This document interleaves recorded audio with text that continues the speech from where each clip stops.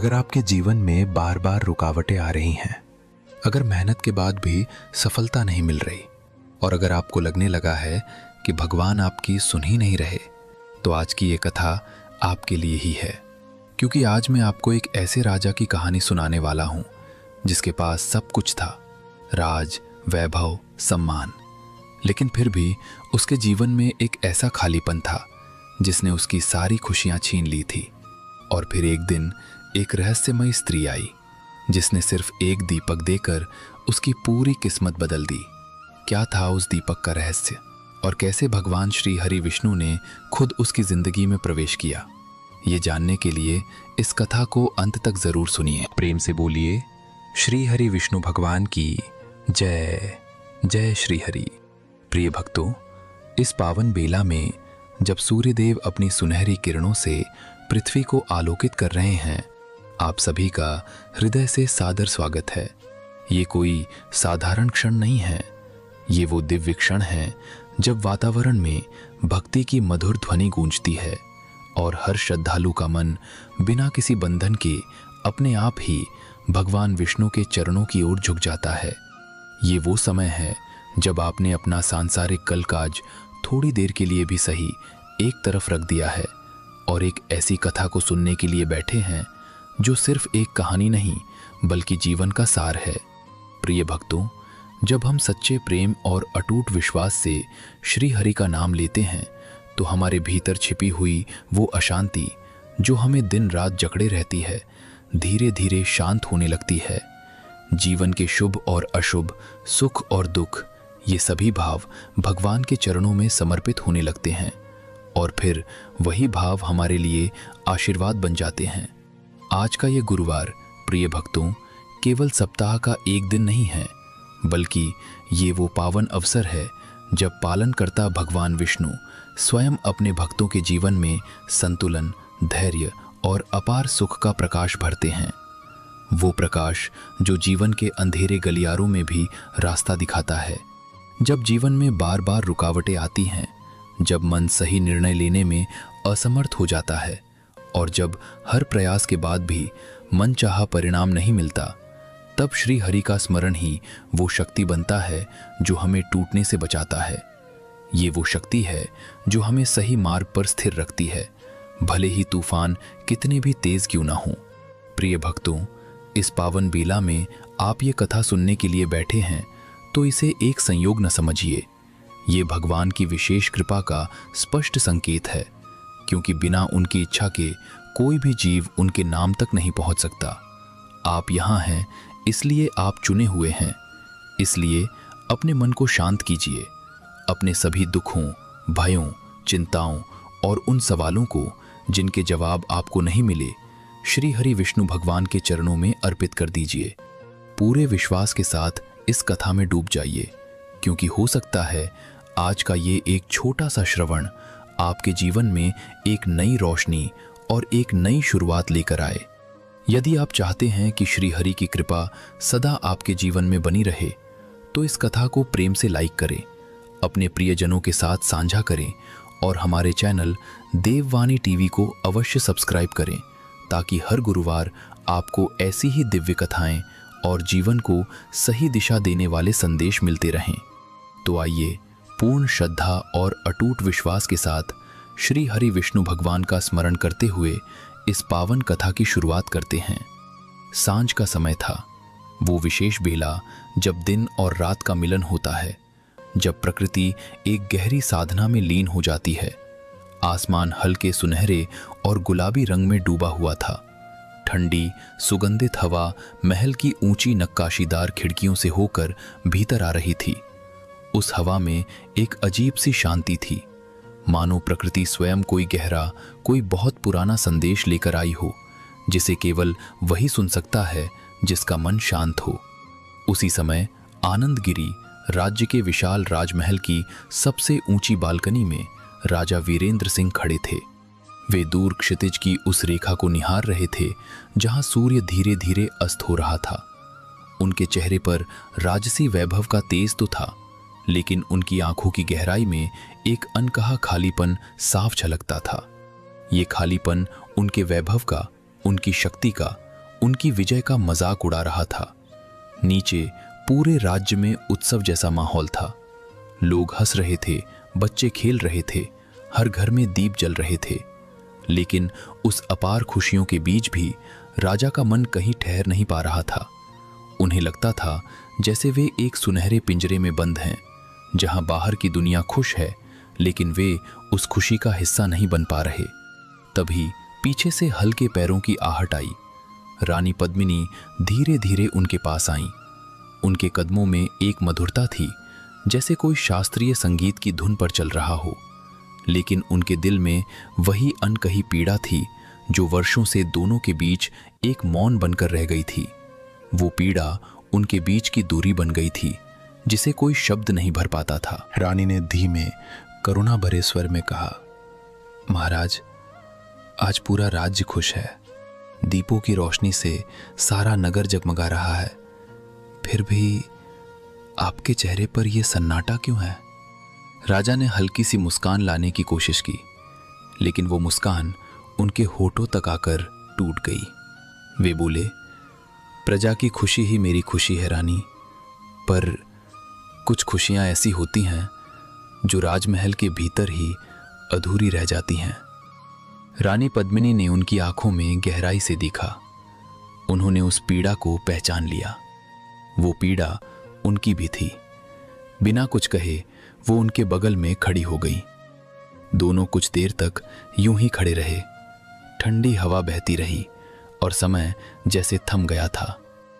उनके बीच का वो मौन उनके दिलों की पीड़ा का सबसे बड़ा वक्ता था। लेकिन उसी क्षण नीचे महल के मुख्य द्वार पर हलचल मच गई। पहरेदारों की आवाजें ऊंची हुई। राजा और रानी का ध्यान नीचे की ओर गया। उन्होंने देखा कि एक बूढ़ी स्त्री, जिसके कपड़े साधारण से भी अधिक सादे थे, अपने कांपते हुए कदमों से भीतर आ रही थी। उसके चेहरे पर कोई थकान नहीं थी, बल्कि एक अजीब सा तेज था। उसकी आंखों में वो चमक थी जो केवल उन लोगों में होती है जिन्होंने जीवन का सत्य देख लिया हो। पहरेदारों ने उसे रोकना चाहा। एक सिपाही ने कहा, माता, ये राजमहल है, यहां आम लोगों का प्रवेश वर्जित है। लेकिन उस स्त्री ने एक दृढ़ फिर भी शांत स्वर में कहा, मुझे राजा से मिलना है। उसकी आवाज में ऐसी सच्चाई और गहराई थी कि पहरेदार भी चुप हो गए। वे समझ गए कि ये कोई साधारण भिखारिन नहीं है। कुछ ही क्षणों में वो स्त्री राजा वीरेंद्र सिंह और रानी पद्मिनी के सामने खड़ी थी। उसने दोनों को ध्यान से देखा। उसकी निगाहें उनके वस्त्रों, उनके मुकुटों पर नहीं, बल्कि उनकी आंखों में झांक रही थी। और फिर वो मुस्कुराई। वो मुस्कान राजा के महल के सारे वैभव से भी अधिक मूल्यवान थी। उसने कहा, राजसी वैभव के बीच जो खालीपन है, उसे मैं देख सकती हूं। राजा वीरेंद्र सिंह चौंक उठे। ये उनके मन की वो बात थी जिसे उन्होंने कभी किसी से साझा नहीं किया था। उनके चेहरे के भाव बदले। उन्होंने गंभीर स्वर में पूछा, माता, आप कौन हैं?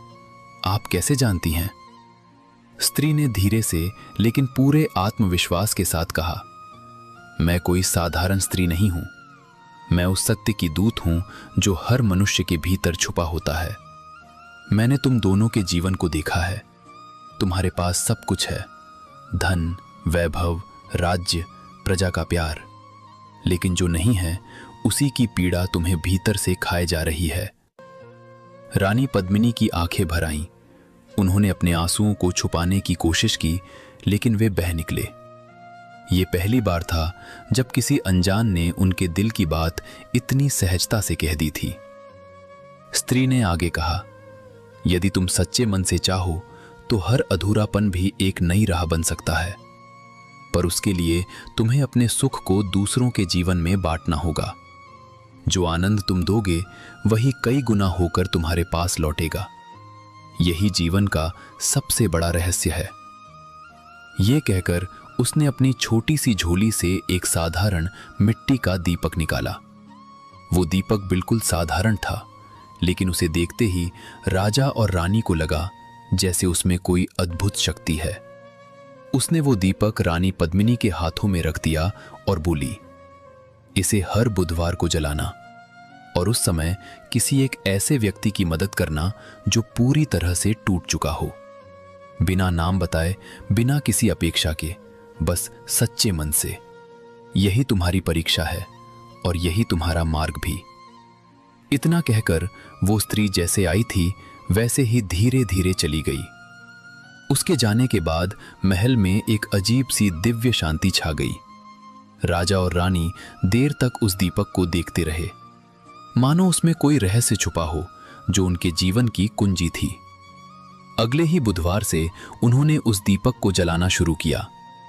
रानी पद्मिनी पूरे मन से प्रार्थना करती और राजा गुप्त रूप से किसी जरूरतमंद की सहायता करते।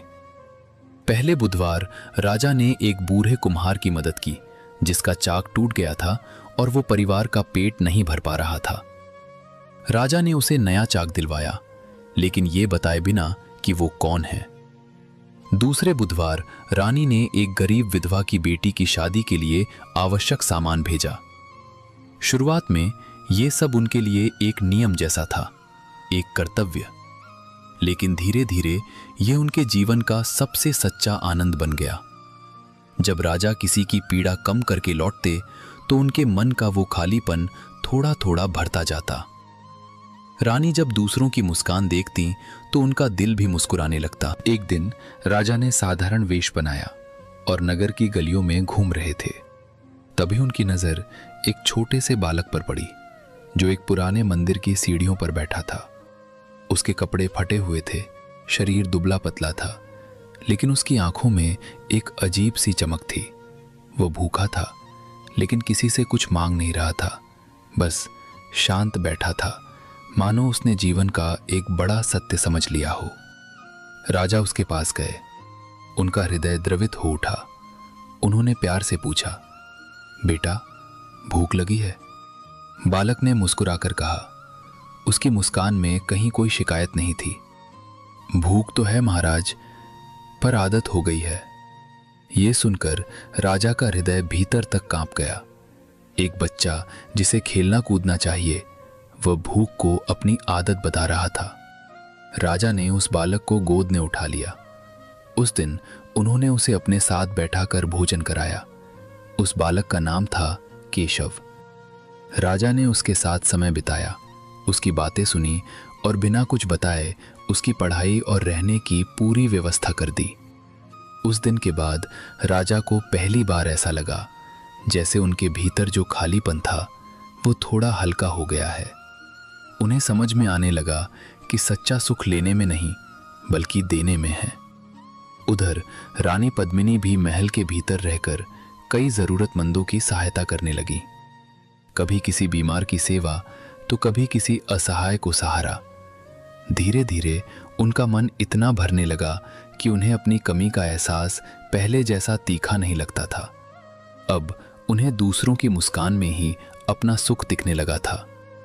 एक दिन वही बालक केशव जिसे राजा ने सहायता दी थी, महल के बाहर खड़ा मिला। इस बार वो पहले जैसा कमजोर नहीं था। उसके चेहरे पर आत्मविश्वास था, आंखों में कृतज्ञता थी। उसने दूर से ही हाथ जोड़कर प्रणाम किया और बिना कुछ कहे चला गया। राजा उसे पहचान गए। उन्होंने कुछ नहीं कहा, बस उनकी आंखें नम हो गईं और होठों पर एक सच्ची गहरी मुस्कान आ गई। उस दिन रात को राजा और रानी साथ बैठे थे। चांदनी महल में फैल रही थी और वातावरण में एक गहरी सुखद शांति थी। रानी ने धीमे से पूछा, महाराज, क्या आपको अब भी वही खालीपन महसूस होता है?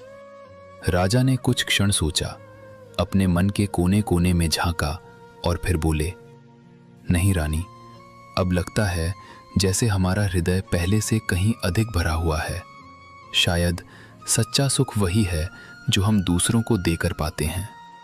और जैसे ही उन्होंने ये कहा, महल के उस दीपक की लौ अचानक तेज हो उठी, मानो किसी अदृश्य शक्ति ने उसे स्पर्श किया हो।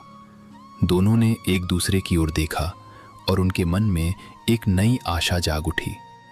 लेकिन ये आशा अब किसी एक व्यक्तिगत इच्छा तक सीमित नहीं थी। ये एक गहरा विश्वास बन चुकी थी कि जीवन में जो भी आएगा वो सही समय पर सही रूप में आएगा। और उस रात के बाद उनके जीवन में एक ऐसा मोड़ आने वाला था जो उनकी हर सोच को बदल देने वाला था। लेकिन उस परिवर्तन की शुरुआत अभी बस होने ही वाली थी। उस रात जब महल में सब सो गए, तब राजा वीरेंद्र सिंह की आंखों से नींद कोसों दूर थी। वे अपने शयन कक्ष की खिड़की के पास बैठे आकाश को निहार रहे थे। तारे उस रात असाधारण रूप से चमक रहे थे, जैसे आकाश ने अपनी संपूर्ण आभा को एक साथ प्रकट कर दिया हो, मानो कोई दिव्य अभियान हो। राजा के मन में विचारों का एक अनंत सिलसिला चल रहा था। वे सोच रहे थे, जीवन में इतने वर्ष राज्य करते हुए बीत गए, इतनी प्रजा की सेवा की, इतने युद्ध जीते, इतने उत्सव मनाए, फिर भी भीतर से वो पूर्णता क्यों नहीं मिली जो मिलनी चाहिए थी। उन्होंने अपने जीवन के हर पल को याद किया। बचपन से लेकर अब तक की हर घटना उनके सामने जैसे किसी नदी की धारा की तरह बहती चली गई। उनके पिता महाराज धर्मेंद्र सिंह एक महान और न्यायप्रिय राजा थे। उन्होंने अपने जीवन में हमेशा प्रजा को प्राथमिकता दी थी। वे कहते थे, राजा का धर्म सबसे कठिन धर्म होता है, क्योंकि उसे अपने सुख से पहले अपनी प्रजा के सुख की चिंता करनी होती है। वीरेंद्र सिंह ने वो सीख अपने जीवन में उतारी थी।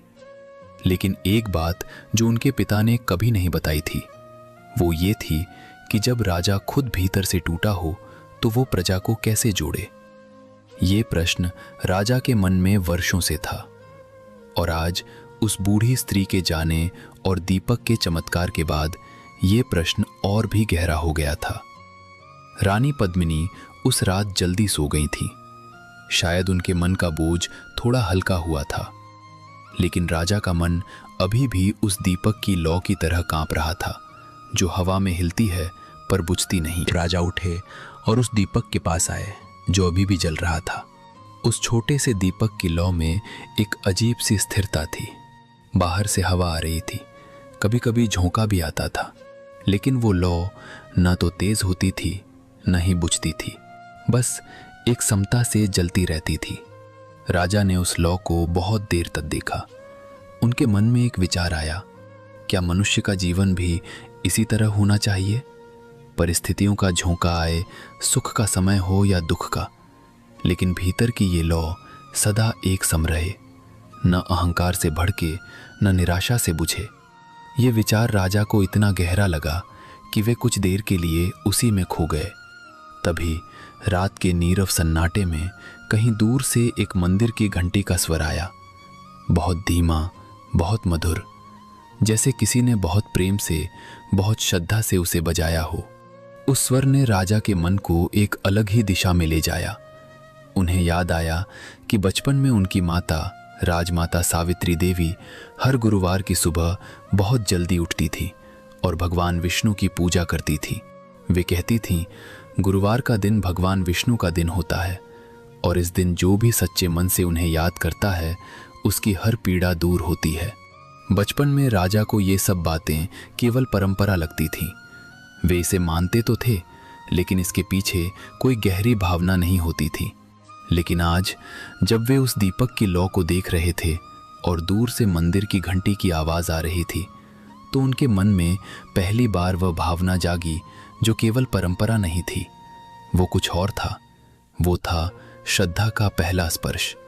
राजा ने उस रात निश्चय किया कि कल गुरुवार है और वे सुबह सबसे पहले उठकर भगवान विष्णु के मंदिर जाएंगे, न राजा के रूप में, न किसी वैभव के साथ, बल्कि एक साधारण मनुष्य की तरह, बस मन में एक सच्ची प्रार्थना लेकर। उस रात राजा वीरेंद्र सिंह को जब नींद आई तो उनके सपने में एक अद्भुत दृश्य था। एक विशाल अनंत समुद्र था जिसकी लहरें सोने जैसी चमक रही थीं। उस समुद्र के मध्य में एक विशाल शेषनाग था जिसके हजारों फन थे और उन फनों पर एक अलौकिक तेज था। और उस शेषनाग की शैया पर जो दिव्य आकृति लेटी हुई थी, उसे देखकर राजा का मन अभिभूत हो गया। वो आकृति शांत थी, मुस्कुरा रही थी। उसके 4 हाथों में शंख, चक्र, गदा और पद्म थे। उसका वर्ण नीला था जैसे वर्षाकालीन मेघ, और उसकी आंखें बंद थीं। लेकिन उन बंद आंखों में भी एक ऐसा तेज था मानो वो सब कुछ देख रही हूं। राजा सपने में उस आकृति के सामने नतमस्तक हो गए। उनके मुंह से अपने आप निकला, हे प्रभु, मेरे मन की ये पीड़ा दूर करो। और उसी क्षण वो दिव्य आकृति भगवान विष्णु ने अपनी आंखें खोली। उन आंखों में जो करुणा थी वो असीम थी।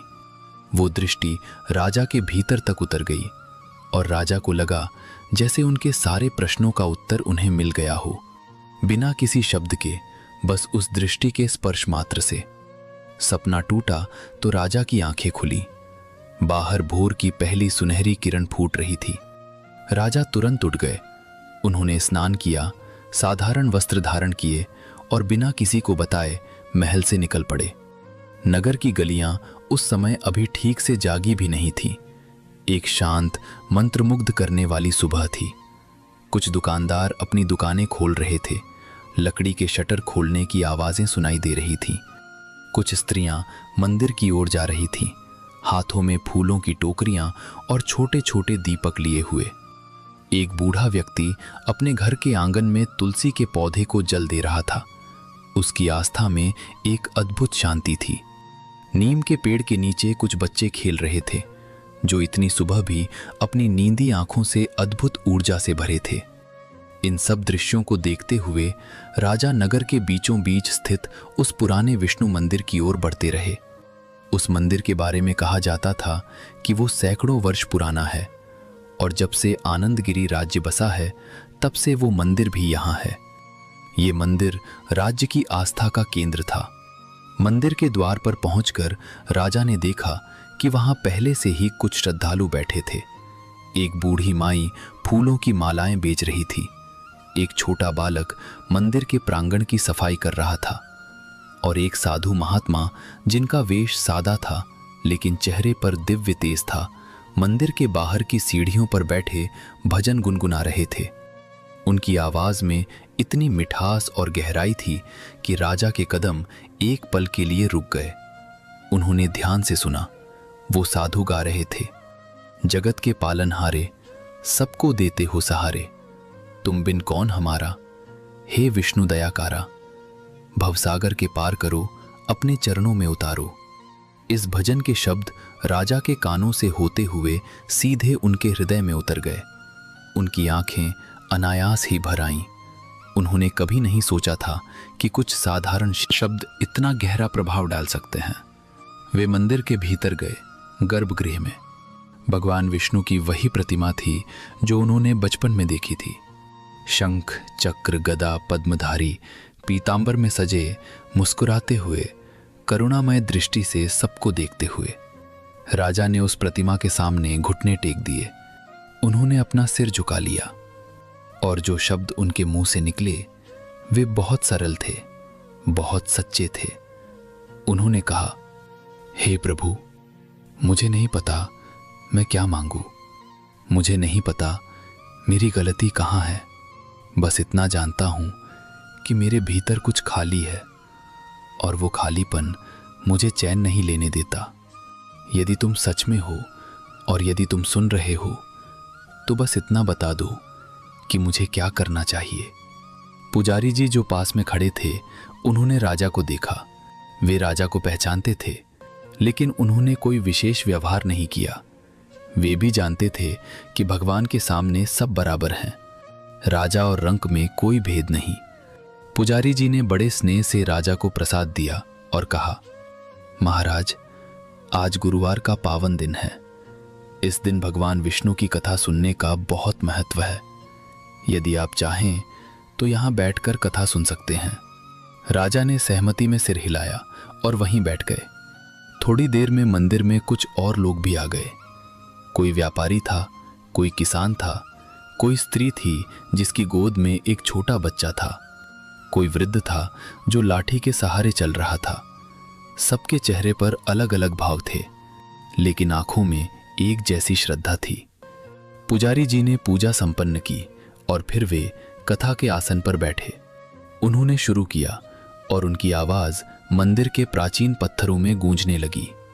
प्रिय श्रद्धालुओं, आज गुरुवार का ये पावन दिन भगवान विष्णु को अत्यंत प्रिय है। इस दिन जो भी श्रद्धापूर्वक उनकी कथा सुनता है, उसके जीवन की हर पीड़ा धीरे धीरे दूर होती है।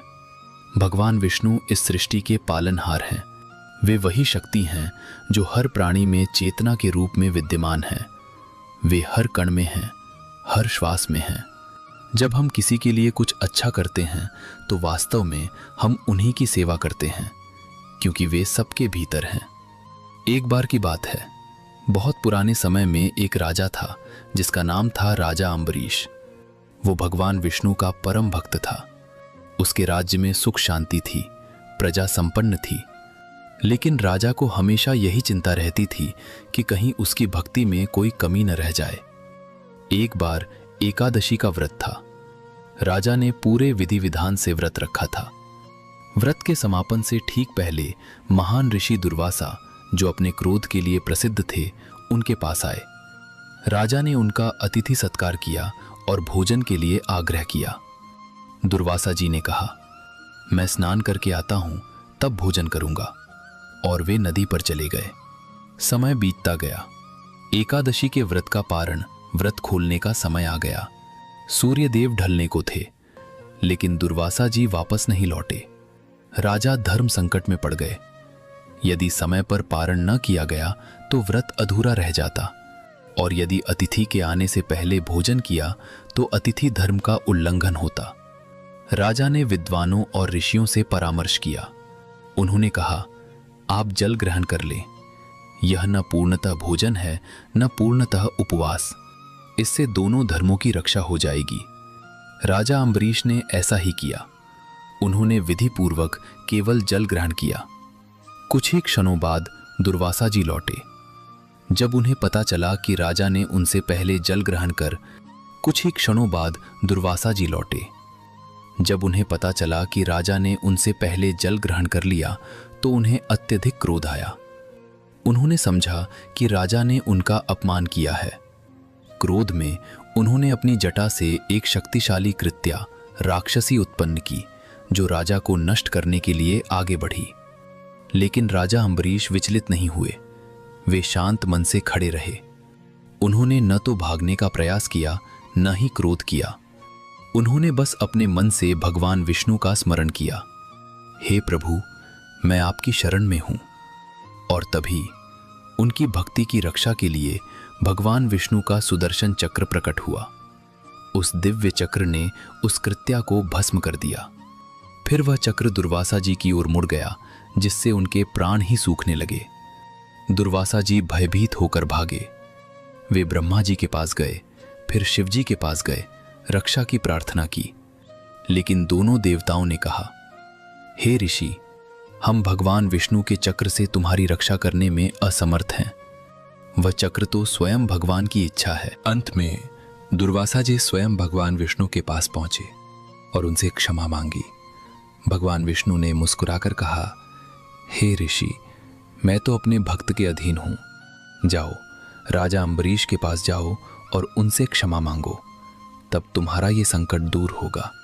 दुर्वासा जी को तब एहसास हुआ कि उनसे क्रोध में कितनी बड़ी भूल हुई थी।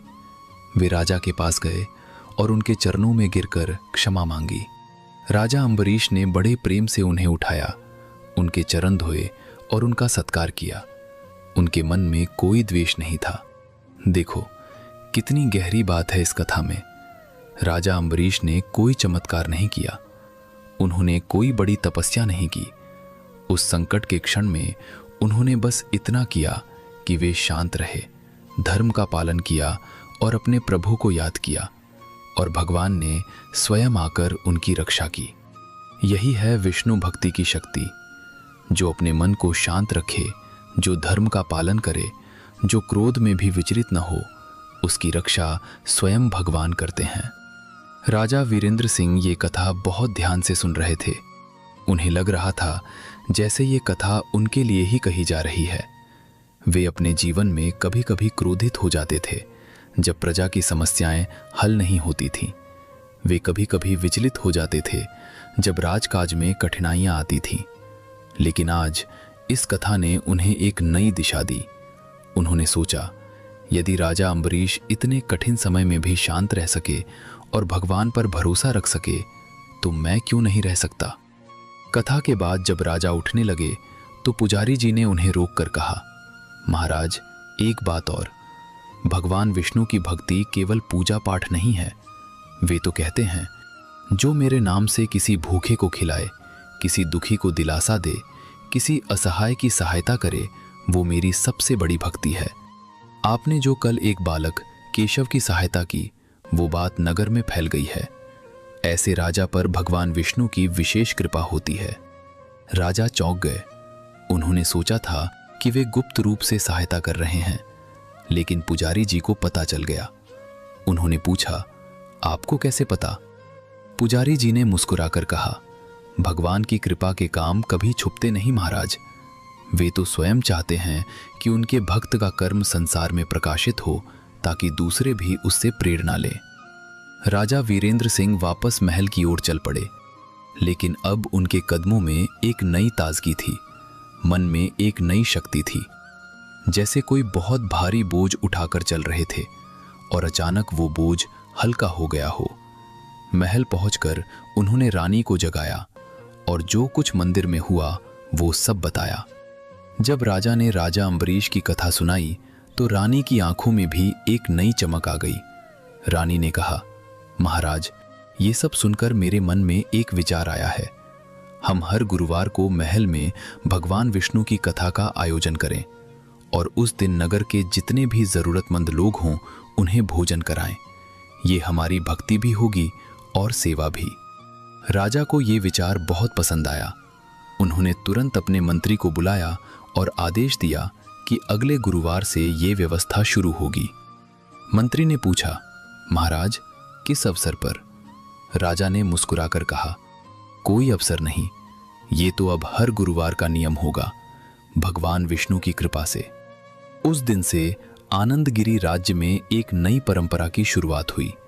हर गुरुवार महल के विशाल प्रांगण में भव्य पूजा होती, कथा होती और हजारों लोग भोजन पाते।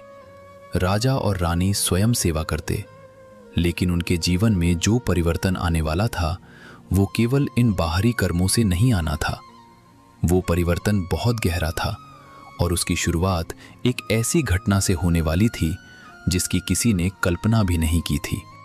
उन दिनों राज्य के पूर्वी भाग में एक छोटा सा गांव था जिसका नाम था रामपुर।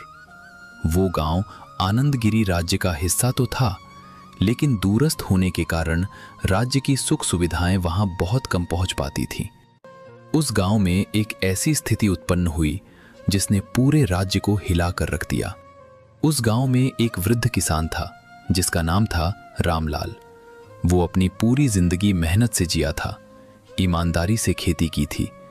उसने अपनी एकमात्र बेटी सुमन की शादी के लिए थोड़ा थोड़ा करके धन जमा किया था, लेकिन उस वर्ष प्रकृति ने साथ नहीं दिया। अतिवृष्टि ने पूरी फसल नष्ट कर दी। उसकी पत्नी गंभीर रूप से बीमार पड़ गई और इलाज के लिए उसे साहूकार से कर्ज लेना पड़ा। अब उसके पास न तो फसल थी, न पैसा और न ही बेटी की शादी का सपना। रामलाल के पास कुछ नहीं बचा था। वो टूट चुका था। वो गांव के मंदिर में जाता और भगवान की मूर्ति के सामने घंटों बैठा रहता। उसकी आंखों से आंसू बहते रहते। वो भगवान से पूछता, हे प्रभु, मैंने कभी किसी का बुरा नहीं किया।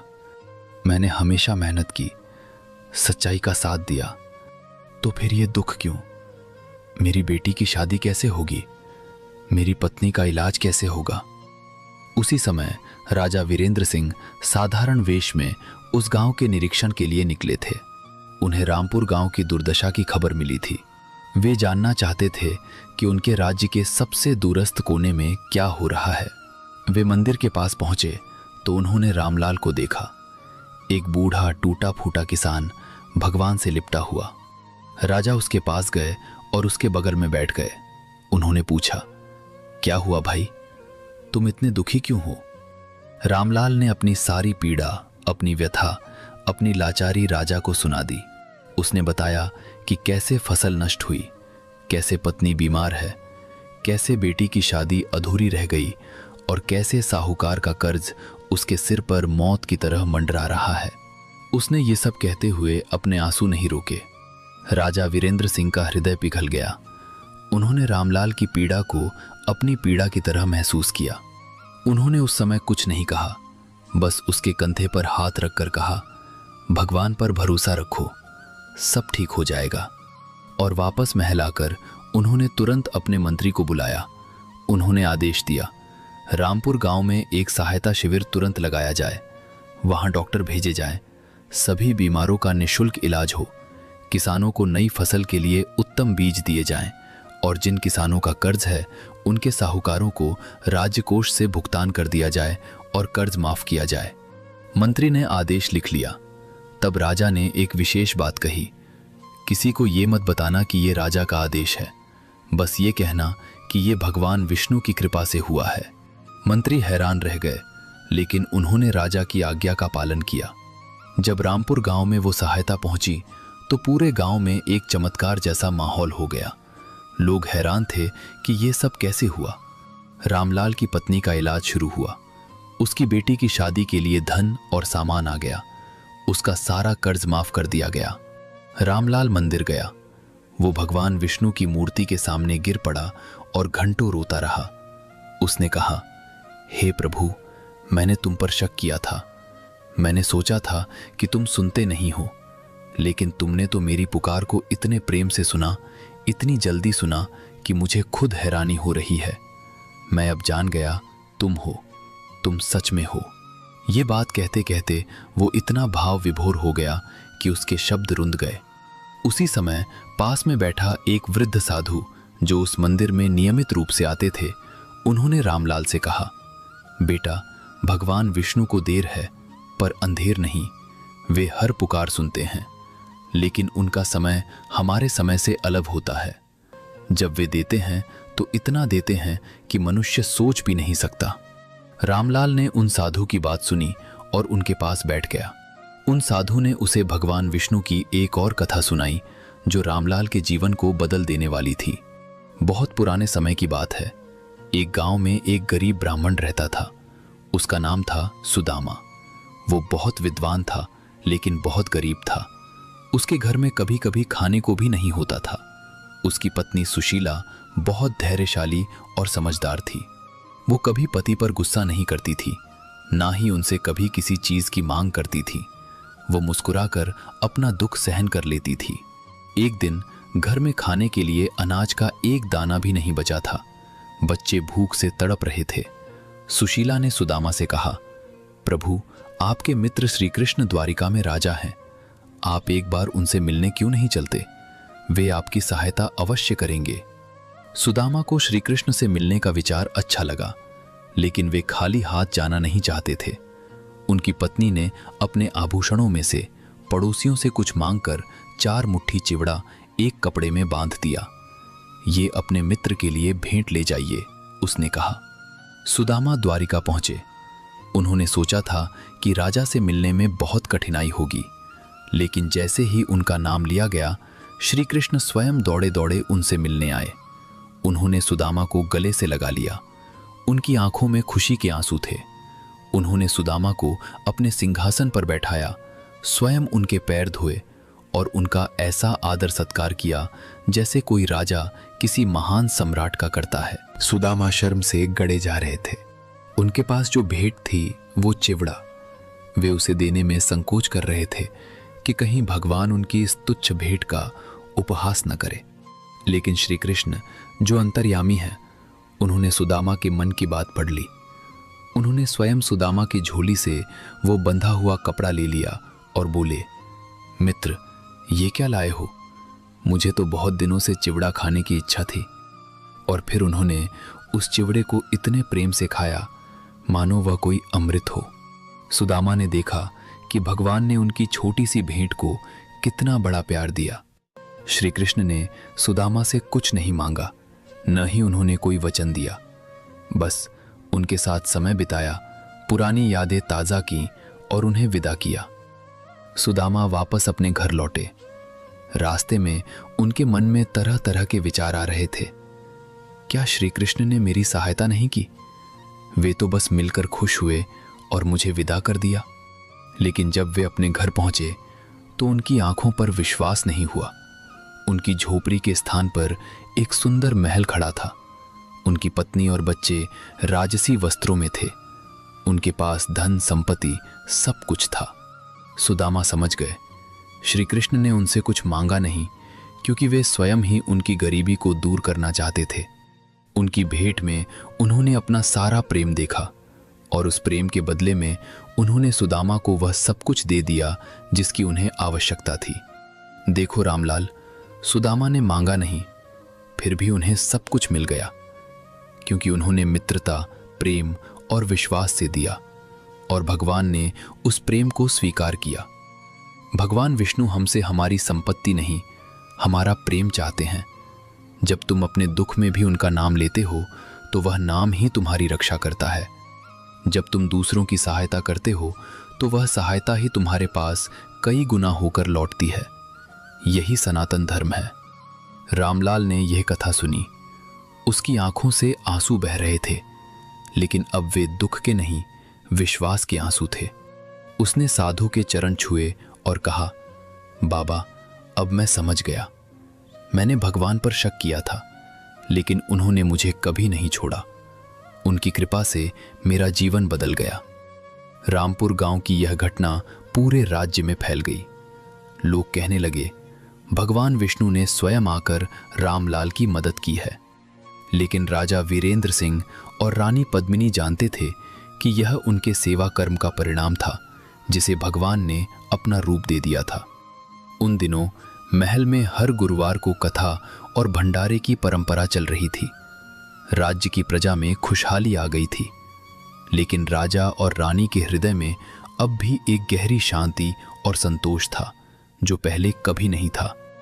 उन्हें अब वह खालीपन महसूस नहीं होता था। उनका जीवन अब केवल राजकाज नहीं, बल्कि सेवा और भक्ति का मिलन बन चुका था। एक दिन गुरुवार का ही दिन था। कथा समाप्त हुई, भंडारा हुआ और सब लोग संतुष्ट होकर लौट गए। रात हो गई। राजा और रानी उसी कक्ष में बैठे थे जहां वह दिव्य दीपक जल रहा था। आज उस दीपक की लौ पहले से भी अधिक स्थिर और तेज थी। वे दोनों उसे देख रहे थे और उनके मन में एक ही विचार था। यह दीपक, यह सेवा, यह भक्ति, सब कुछ उनके जीवन में कैसे बदलाव लेकर आया।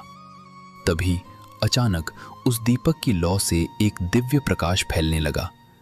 वह प्रकाश धीरे धीरे बढ़ा और पूरा कक्ष जगमगा उठा। राजा और रानी चकित होकर देखने लगे। उस प्रकाश से एक आकृति उभर रही थी। पहले तो वह धुंधली थी, फिर स्पष्ट होती गई। वह वही बूढ़ी स्त्री थी जो कई दिनों पहले महल में आई थी, लेकिन अब वह स्त्री नहीं थी। अब उसके शरीर से दिव्य तेज निकल रहा था। उसके साधारण वस्त्र अब चमकदार स्वर्गीय वस्त्रों में बदल चुके थे। उसके चेहरे पर वही करुणा और ममता थी, लेकिन अब उसमें एक अलौकिक शक्ति का आभास था। राजा और रानी उठकर खड़े हो गए। उन्होंने प्रणाम किया। राजा ने आश्चर्य से पूछा, माता, आप यह कैसे? वह दिव्य आकृति मुस्कुराई। उसकी मुस्कान में सारा आकाश समा गया था। उसने कहा, राजन, मैं वही हूं जो उस दिन आई थी, लेकिन उस दिन मैं परीक्षा लेने आई थी। आज आशीर्वाद देने आई हूं। रानी पद्मिनी के हाथ जुड़ गए। उनकी आंखों में आंसू थे, लेकिन अब वे दुख के नहीं, कृतज्ञता के आंसू थे। उन्होंने कहा, माता, आप कौन हैं? उस दिव्य स्त्री ने कहा, मैं भगवान विष्णु की भक्ति का एक रूप हूं। मैं वह शक्ति हूं जो भक्तों को उनके प्रभु से मिलाती है। जब तुमने पहली बार उस दीपक को जलाया, तब से तुम्हारी परीक्षा शुरू हो गई थी। तुमने सेवा की बिना किसी स्वार्थ के। तुमने दुखियों को सुख दिया बिना नाम लिए। तुमने भगवान पर विश्वास रखा जब तुम्हारे पास कुछ नहीं था, और आज तुम्हारी परीक्षा पूरी हो गई। राजा वीरेंद्र सिंह ने विनम्रता से कहा, माता, हमने तो बस वही किया जो आपने कहा। हमें नहीं पता था कि ये परीक्षा है। हम तो बस अपने मन की शांति के लिए कर रहे थे। दिव्य स्त्री ने कहा, यही तो सबसे बड़ी बात है राजन। तुमने सेवा को अपनी शांति के लिए किया, किसी स्वर्ग या मोक्ष के लिए नहीं। यही सच्ची भक्ति है और इसी का फल देखो।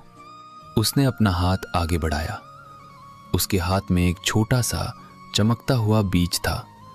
उसने वो बीज रानी पद्मिनी के हाथों पर रख दिया। रानी ने उसे देखा। वो बीज उनके हाथों में कांप रहा था, मानो जीवित हो। दिव्य स्त्री ने कहा, यह बीज उस वरदान का प्रतीक है जो तुम दोनों के जीवन में आने वाला है। तुमने दूसरों के जीवन में सुख के बीज बोए, आज वही बीज तुम्हारे जीवन में फल देगा। जिस अधूरेपन से तुम दुखी थे वो अब पूरा होगा। लेकिन याद रखना, ये वरदान केवल तुम्हारे लिए नहीं है, ये उस सेवा और भक्ति का प्रतीक है जो तुमने जिया। ये कहकर वो दिव्य आकृति धीरे धीरे प्रकाश में विलीन होने लगी। उसकी अंतिम वाणी थी, भगवान विष्णु की कृपा सदा तुम पर बनी रहे। सेवा का ये मार्ग कभी मत छोड़ना, यही सच्चा धर्म है। और फिर वो प्रकाश समाप्त हो गया। कक्ष में फिर से केवल उस छोटे से दीपक की लौ जल रही थी, लेकिन राजा और रानी के हाथों में वो दिव्य बीज था जो उनके जीवन के नए अध्याय की शुरुआत का संकेत था। उस रात के बाद राजा वीरेंद्र सिंह और रानी पद्मिनी के जीवन में एक नई ऊर्जा का संचार हुआ। उन्होंने सेवा और भक्ति के मार्ग को और भी अधिक नियमित रूप से अपनाया। हर गुरुवार को महल में कथा और भंडारे की परंपरा अब पूरे राज्य की पहचान बन गई थी। लोग दूर दूर से इस दिव्य आयोजन में शामिल होने आते थे। राजा ने अपने राज्य के हर गांव में भगवान विष्णु के मंदिरों का जीर्णोद्धार करवाया। उन्होंने ये सुनिश्चित किया कि किसी भी प्रजा को भूखा न सोना पड़े, किसी की बीमारी इलाज के अभाव में न रहे और किसी को अन्याय न सहना पड़े। उनका राज्य सच में आनंदगिरी बन गया था, आनंद की पहाड़ी। और फिर एक दिन वो हुआ जिसकी उन्होंने कभी कल्पना भी नहीं की थी। रानी पद्मिनी की गोद एक बालक की किलकारियों से गूंज उठी। हाँ प्रिय भक्तों, वही बीज, वही आशीर्वाद अब एक सुंदर, स्वस्थ और दिव्य तेज से युक्त बालक के रूप में प्रकट हुआ था। राजा वीरेंद्र सिंह के जीवन का वो खालीपन जो वर्षों से उन्हें चैन नहीं लेने देता था, अब पूरी तरह भर चुका था। लेकिन सबसे बड़ी बात यह थी कि अब उनका सुख केवल इस बालक तक सीमित नहीं था। उनका सुख तो अब हर उस बच्चे की मुस्कान में था जिसे उनके राज्य में शिक्षा मिल रही थी। उनका सुख हर उस किसान की फसल में था जो समृद्ध हो रही थी। उनका सुख हर उस दुखी के जीवन में था जिसे उन्होंने सहारा दिया था। एक दिन राजा अपने नवजात पुत्र को गोद में लिए उसी बालकनी में खड़े थे जहां से वे कभी खालीपन को निहारा करते थे। अब वहां से दृश्य बदल चुका था। नीचे प्रजा खुश थी, बच्चे खेल रहे थे, मंदिरों की घंटियां बज रही थीं और हर तरफ भक्ति का वातावरण था। रानी पद्मिनी उनके पास आईं। उन्होंने राजा के कंधे पर हाथ रखा और कहा, महाराज, आज आपके चेहरे पर वो तेज है जो पहले कभी नहीं था। राजा ने मुस्कुराकर कहा, रानी, ये तेज हमें मिला है उस दिव्य दीपक से, उस बूढ़ी माता से और सबसे बढ़कर उन हजारों चेहरों से जिनकी मुस्कान हमने लौटाई। आज मैं समझ गया हूं कि सच्चा सुख क्या है। सच्चा सुख लेने में नहीं, देने में है। सच्चा सुख अपने लिए मांगने में नहीं, दूसरों की पुकार सुनने में है। सच्चा सुख अपने अहंकार को मिटाकर भगवान के हर रूप में सेवा करने में है। रानी ने कहा, और ये सब हमें उस छोटे से दीपक ने सिखाया जो आज भी हमारे कक्ष में जल रहा है। दोनों ने एक दूसरे की ओर देखा। उनकी आंखों में संतोष था, उनके दिल में कृतज्ञता थी और उनके जीवन में भगवान विष्णु की असीम कृपा थी। प्रिय भक्तों, ये कथा केवल राजा वीरेंद्र सिंह और रानी पद्मिनी की कहानी नहीं है। ये हर उस व्यक्ति की कहानी है जो अपने जीवन में खालीपन महसूस करता है, जो सुख की खोज में भटक रहा है, जो ये नहीं समझ पाता कि उसके दुख का कारण क्या है। राजा वीरेंद्र सिंह ने जीवन का सबसे बड़ा सत्य सीखा, सुख का रास्ता दूसरों को सुख देने से होकर जाता है। भगवान विष्णु जो इस सृष्टि के पालनहार हैं, वे हमें सिखाते हैं कि सच्ची भक्ति केवल मंदिर में बैठकर पूजा करना नहीं है। सच्ची भक्ति तो हर उस कार्य में है जो हम दूसरों के कल्याण के लिए करते हैं। एक बार राजा ने अपने पुत्र को एक और कथा सुनाई जो इस पूरे प्रसंग का सार थी। बेटा, बहुत पुराने समय में एक राजा था, उतानपाद। उनकी 2 रानियां थीं, सुनीति और सुरुचि। राजा को सुरुचि से अत्यधिक प्रेम था। सुरुचि का एक पुत्र था, उत्तम, और सुनीति का एक पुत्र था, ध्रुव। एक दिन छोटा सा ध्रुव अपने पिता की गोद में बैठना चाहता था, लेकिन रानी सुरुचि ने उसे रोक दिया और कहा, तुम राजा की गोद में कैसे बैठ सकते हो? तुम तो देवी सुनीति के गर्भ में पैदा हुए हो। राजा की गोद का अधिकार केवल मेरे पुत्र उत्तम को है। यदि तुम्हें राजा की गोद में बैठना है तो पहले भगवान विष्णु को प्रसन्न करो, वे ही तुम्हें वो स्थान दिला सकते हैं। ध्रुव उस अपमान से दुखी होकर अपनी माता सुनीति के पास गया। सुनीति ने उसे गले लगाया और कहा, बेटा, सुरुचि ने सत्य ही कहा। यदि तुम वो स्थान चाहते हो तो भगवान विष्णु की शरण में जाओ, वे ही सबके पालनहार हैं। ध्रुव ने उसी क्षण निश्चय कर लिया। वो महल से निकल पड़ा और एक घने जंगल में जाकर भगवान विष्णु की तपस्या में लीन हो गया। वो केवल 5 वर्ष का बालक था। उसने कठोर तप किया। पहले दिन उसने फल खाए, फिर पत्ते खाए, फिर केवल पानी पिया, फिर केवल हवा ग्रहण की, और अंत में वो बिना कुछ ग्रहण किए केवल एक टांग पर खड़ा होकर ओम नमो भगवते वासुदेवाय मंत्र का जाप करने लगा। उसकी तपस्या से तीनों लोग कांप उठे। देवताओं ने भगवान विष्णु से प्रार्थना की कि वे इस बालक को दर्शन दें। अंत में भगवान विष्णु प्रकट हुए। उन्होंने ध्रुव से कहा, बेटा, मैं तुमसे प्रसन्न हूं, मांगो, वरदान मांगो। ध्रुव ने कहा, प्रभु, मैं आपसे कुछ नहीं मांगता, मैं तो केवल आपके दर्शन चाहता था। मुझे वो स्थान दे दीजिए जहां आपकी भक्ति सदा बनी रहे। भगवान ने उसे आशीर्वाद दिया कि वो ध्रुव तारा बनकर आकाश में सदा अडिग रहेगा और उसकी भक्ति की कथा सदा संसार में गाई जाएगी। बेटा, इस कथा से हमें ये सीख मिलती है कि भगवान की भक्ति में कोई छोटा या बड़ा नहीं होता। ध्रुव केवल 5 वर्ष का बालक था, लेकिन उसके संकल्प और उसकी भक्ति ने उसे वो स्थान दिलाया जहां से वो सदा अडिग रहा। हमें भी जीवन में चाहे जितनी भी रुकावटें आएं, हमें अपने संकल्प से, अपनी भक्ति से और अपने विश्वास से डिगना नहीं चाहिए। भगवान विष्णु हमेशा अपने भक्तों की रक्षा करते हैं। और फिर एक गुरुवार की सुबह जब राजा मंदिर में पूजा कर रहे थे, आकाश में बादल छा गए। ये 3 वर्षों में पहली बार था। राजा ने आकाश की ओर देखा और उनकी आंखों में आंसू थे। उन्होंने कहा, हे प्रभु, तुमने फिर से साबित कर दिया, तुम अपने भक्तों को कभी अकेला नहीं छोड़ते। बारिश शुरू हुई, पहले धीरे धीरे, फिर जोर जोर से। पूरा राज्य नाच उठा। लोग सड़कों पर उतर आए। बच्चे बारिश में नाच रहे थे, बूढ़े भगवान का नाम ले रहे थे और राजा मंदिर में घुटनों के बल बैठे भगवान का धन्यवाद कर रहे थे। उस दिन राजा वीरेंद्र सिंह को एक और सत्य समझ में आया। उन्होंने रानी से कहा, पद्मिनी, आज मैं समझ गया, भगवान की कृपा का मतलब ये नहीं है कि हमारे जीवन में संकट ना आए।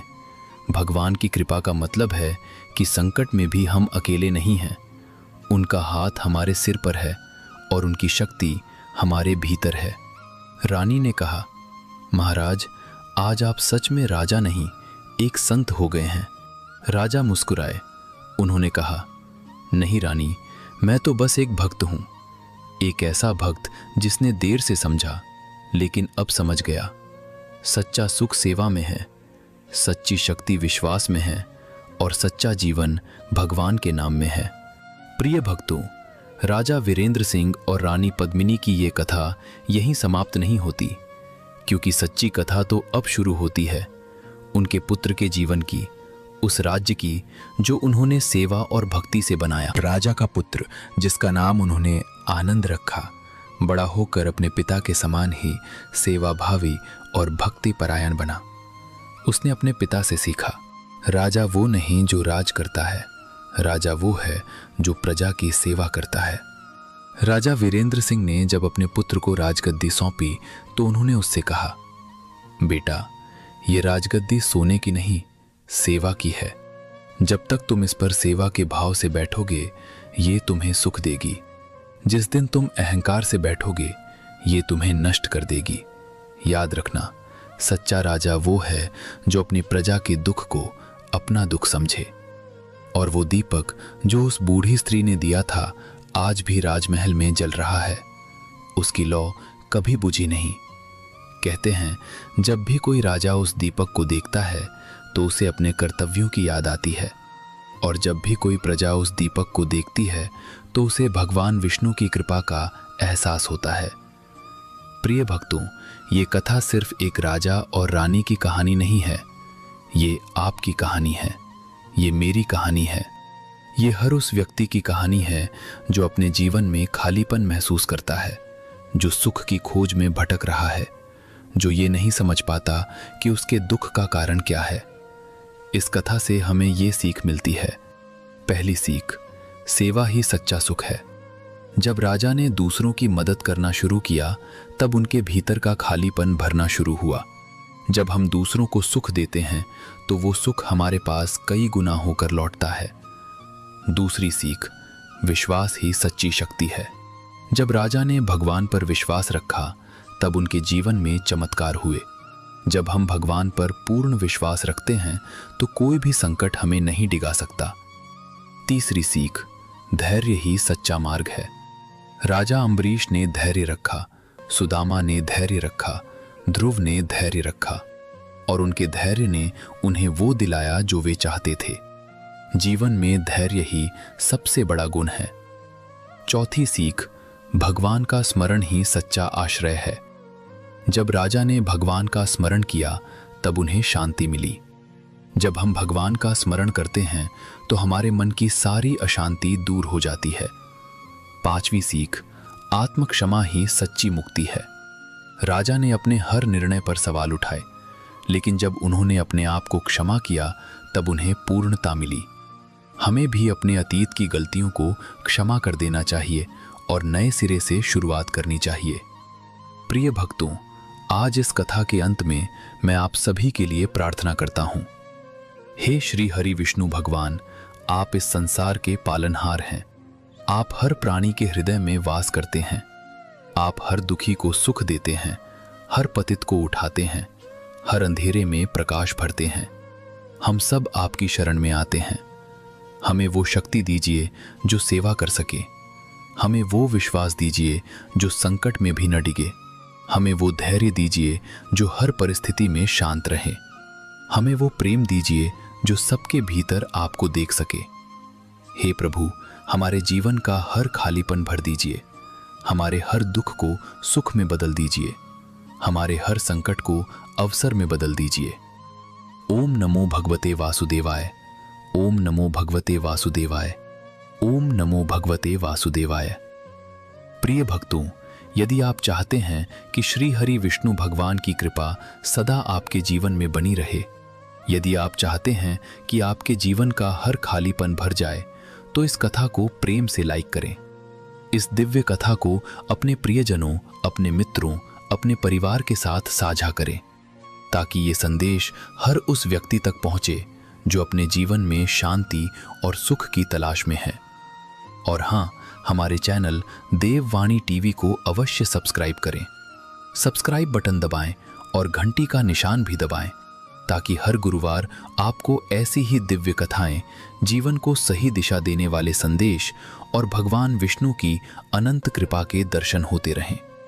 क्योंकि जैसा कि हमने आज सीखा, सच्चा सुख देने में है और सच्चा आशीर्वाद पाने में है। तो आइए हम सब मिलकर इस सेवा और भक्ति के मार्ग पर चलें और अपने जीवन को धन्य बनाएं। प्रेम से बोलिए श्री हरि विष्णु भगवान की जय।